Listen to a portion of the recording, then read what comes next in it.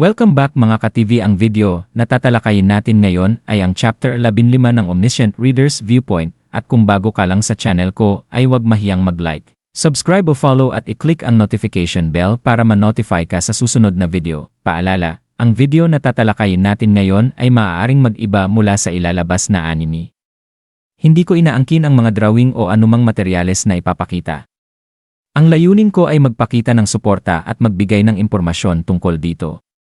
Ang lahat ng kredito ay nananatili sa mga orihinal na may-ari. Maraming salamat, isang meteor shower ang bumuhos sa kalangitan, isang magandang tanawin, ngunit may dalang masamang palatandaan. Sapagkat ito ang simula ng ikatlong pangunahing senaryo na unti-unting magwawasak sa Seoul.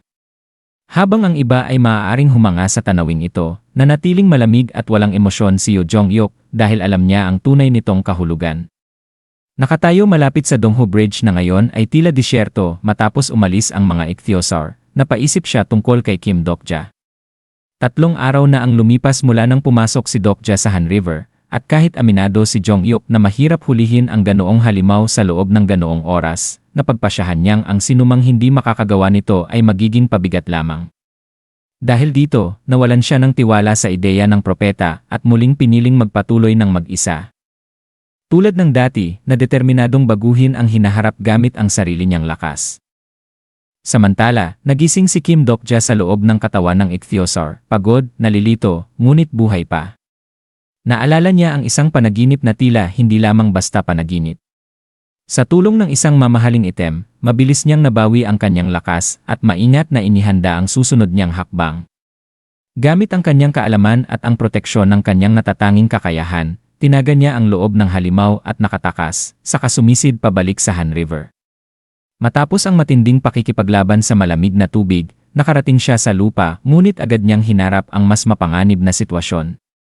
Nagsimula na ang ikalawang senaryo, at ang buong paligid ay nababalot ng nakalalasong usok na nagmumula sa isang napakalakas na halimaw.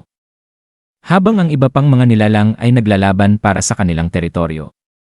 Alam ni Dokja na hindi niya kayang lumaban sa ngayon, kaya umasa siya sa kanyang paghahanda at talino, gamit ang mga espesyal na item upang makaligtas sa lason, sa kakulangan ng oras. Mabilis siyang nangalap ng mga kailangang gamit tulad ng damit at pagkain, batid na magiging mahalaga ang mga ito sa hinaharap. Sa gitna nito, nakatagpo siya ng isang babaeng buhay pa ngunit nalalason na. Sa kabila ng panganib, pinili niyang tulungan ito at binuhat papunta sa pinakamalapit na underground station kung saan maaaring may mga nakaligtas. Gayunpaman, nahirapan silang makapasok dahil sarado ang lahat ng entrada dahil sa sakuna. Sa tulong ng babae, nakahanap siya ng bahagyang bukas na pasukan at pilit niya itong binuksan gamit ang kanyang lakas. Pagdating nila sa ilalim ng lupa, ligtas sila mula sa nakalalasong usok, ngunit hindi pa tapos ang panganib. Agad silang hinarap ng isang grupo ng mga taong agresibo at makasarili. Sa halip na tumulong, ipinakita ng mga ito ang masamang intensyon, lalo na sa babaeng sugatan, at sinubukan pang kunin ang kanilang mga dala. Ang kanilang asal ay nagdulot ng galit sa mga constellation na nanonood, kaya't nag-trigger ang isang bounty senaryo na nag-uutos kay Dokja na alisin ang mga hadlang sa loob ng itinakdang oras. Sa puntong ito, naunawaan ni Dokja na nagbago na ang sitwasyon pabor sa kanya. Ang dating banta ay naging oportunidad at kalmado niyang hinarap ang mga ito, handang kumilos. Ipinakita nito ang kanyang patuloy na paglago, ang kanyang tapang, talino, at kakayahang gumawa ng matitinding desisyon sa isang mundong ang tanging batas ay ang mabuhay sa kahit anong paraan. At dito nagtatapos ng Kabanata 15 ng Omniscient Reader's Viewpoint. Patuloy lang sa pagsubaybay mga ka-TV hanggang sa susunod na kabanata. Paalam!